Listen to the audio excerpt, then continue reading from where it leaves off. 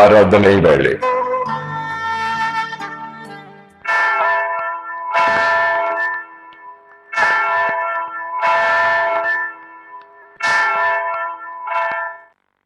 இறைமகன் இயேசு கிறிஸ்துவின் இணையற்ற நாமத்தில் இந்த ஆராதனை வேளை சிறப்பு நிகழ்ச்சிக்கு உங்கள் யாவரையும் வாழ்த்தி வரவேற்கிறோம். கிறிஸ்துவுக்குள் அன்பானவர்களே, இந்த நாளிலே சமீபத்தில் எல்லா காரியத்தை பார்த்தாலும் சரி, எங்கே பார்த்தாலும் மக்கள் மத்தியில் கவலை கவலை கவலைன்னு இருக்குது. வேதத்தில் ஒரு பகுதி சொல்லப்பட்டிருக்குது.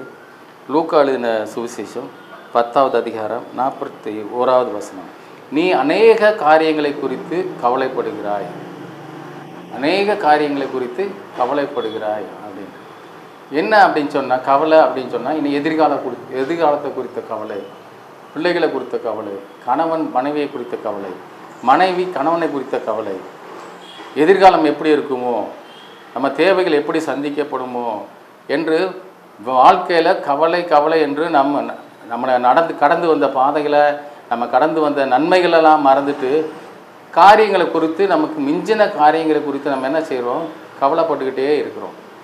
ஏன் எப்படின்னாக்கா, இது பிசாசானவன் கொண்டு வர்ற ஒரு தந்திரமான ஒரு காரியம்.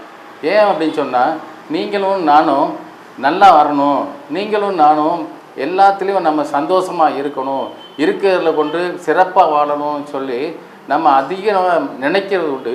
ஆனால் பார்த்தீங்கன்னா சொன்னால், மீண்டும் பார்த்தா சரீர பிரகாரமான கவலை, வியாதி வந்துடுது, நமக்கு வேதனை வந்துடுது, மற்றவர்களால் சொல்ல முடியாத அவச்சொல் வருது. இதெல்லாம் நம்ம கேட்டுட்டு நல்லது செஞ்சு நம்ம குற்றப்படுத்தப்படுறோமோ அப்படின்னு சொல்லி அநேக காரியங்களை குறித்து நம்ம கவலைப்படுற ஒரு சூழ்நிலை வந்துடுது. ஆனால் பாருங்கள், வேதத்தில் ஆண்டவர் என்ன சொல்கிறார் அப்படின்னா, நீ பயப்படாதே, நான் உன்னோட கூட இருக்கிறேன் அப்படின்னு சொல்லியிருக்கு. ஸோ அந்த ஏன் பயப்படாத அப்படின்னு சொன்னால், இந்த காரியங்களை குறித்து நீங்கள் பயப்பட வேண்டாம், எல்லாவற்றையும் ஆண்டவர்கிட்ட போய், ஆண்டவரே எனக்கு இந்த காரியங்களை குறித்து எனக்கு ஒரு விடுதலை கொடுங்க அப்படின்னு சொல்லி ஆண்டவர்கிட்ட கேட்டோம் அப்படின்னு சொன்னால், நிச்சயமாக ஆண்டவர் நமக்கு என்ன செய்வார், ஒரு விடுதலை கொடுப்பார். அந்த விடுதலை எப்படிப்பட்டதாக இருக்கும், அது சமாதானமாக இருக்கும், அது சந்தோஷமாகவும் இருக்கும். ஆனால் அந்த விடுதலையை பெறுவதற்கு நமக்கு அநேக தடைகள் வரும். அந்த தடைகளை குறித்து நம்ம பயப்படக்கூடாது. ஐயோ இப்படி நம்ம நல்லா ஒரு காரியம் செய்யணும்னு நினச்சோம், நம்ம ஆலயத்துக்கு போகணும்னு நினச்சோம், நம்ம ஆண்டவர்கிட்ட ஜெபிக்கணும்னு நினச்சோம், ஆனால் பார்த்திங்கன்னா வேறு ஏதோ ஒரு காரியம் நம்ம என்ன செஞ்சிடும், தடைப்பட்டுரும். முதலாவது தேவனுடைய ராஜ்யத்தையும் அவருடைய நீதியும் தேடுங்கள், அப்பொழுது இவைகள் எல்லாம் உங்களுக்கு கூட கொடுக்கப்படும் அப்படின்னு சொல்லப்பட்டிருக்கு.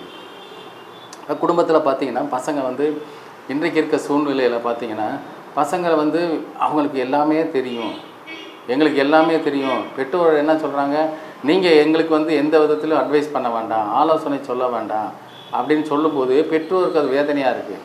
மனைவிமார் என்ன செய்கிறாங்க, பிள்ளைகள் முன்னாடி கணவன்மாரை நீங்கள் அவங்கள ரொம்ப தொந்தரவுப்படுத்தாதீங்க, நீங்கள் அவங்கள ரொம்ப கண்டிப்போடு நடத்தாதீங்க, விட்டுருங்க அப்படின்னு சொல்கிறப்போ இந்த பெற்றோருக்குள்ளே ஒரு சமாதானம் இல்லாமல் போயிடுது. ஏன்னா பிள்ளைகள் வருங்காலங்களில் ரொம்ப மோசமாக இருக்கிறது.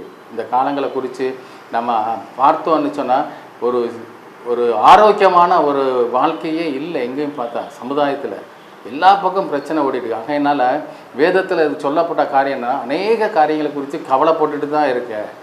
அந்த கவலையை விட்டு எப்படி வரணும், அந்த கவலையிலேருந்து நம்ம எப்படி தப்பிக்கிறது அப்படின்னா, ஒரே ஒரு வழி இயேசு கிறிஸ்து தான். எனக்கு தெரிஞ்சது அதுதாங்க. நீங்கள் கேட்டுக்கொண்டிருக்கவங்க யாராக இருந்தாலும் சரி, எவ்வளோ பெரிய ஒருவேளை நீங்கள் நிறைய அதிகம் படித்தவங்களாக இருக்கலாம், ஒரு பெரிய அதிகாரியாக இருக்கலாம், அல்லது நீங்கள் படிக்கலைன்னாலும் பரவாயில்ல, நீங்கள் ஐயோ எங்களுக்கு ஒன்றும் இல்லை, எங்களுக்கெல்லாம் எந்த ஒரு வசதி வாய்ப்பு இல்லைன்னு கூட நீங்கள் நினைக்கலாம். ஆனால் இந்த கவலைப்படுறதுனால ஒரு முளத்தை, சரீரத்தில் உள்ள ஒரு முளத்தை நம்ம கூட்டவும் முடியாது, குறைக்கவும் முடியாது. ஆகையினால இதை விட்டு எப்படி வெளியே வரணும் அப்படின்னா, ஒரே ஒரு வழி இயேசு கிறிஸ்து மட்டும்தாங்க.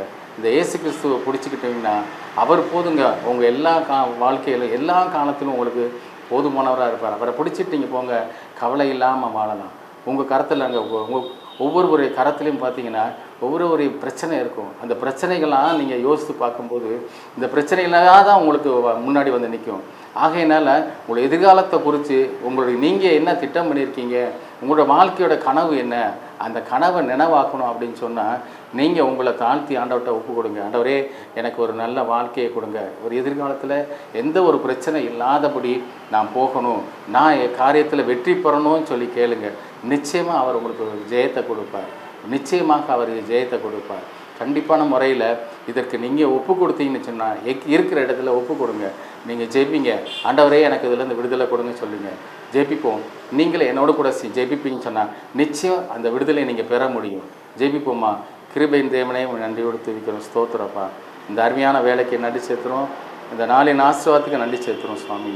ஆண்டவரே இந்த கேட்டுக்கொண்டிருக்க அருமையான பிள்ளைகள் நம்ம நேரத்தில் நினைக்கிறோம். ஆண்டவரே நீ ஒன்றையும் குறித்து கவலைப்படாத அப்படின்னு சொல்லியிருக்கீங்க ராஜா. கவலைப்படினால் ஒரு தன்னுடைய சரீரத்தில் ஒரு முளத்தை கூட்ட முடியாது, குறைக்க முடியாது.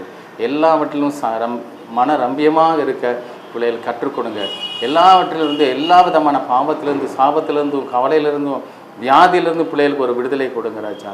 எதிர்காலத்தை குறித்து ஒரு நல்ல ஒரு தெளிவான ஆண்டவர் ஒரு புத்தியை கொடுங்க சுவாமி. தெளிவான ஒரு வழியை நீங்கள் காண்பீங்க. ஆசீர்வதி இயேசு நாமத்தில் பிதாவே. ஆமென்.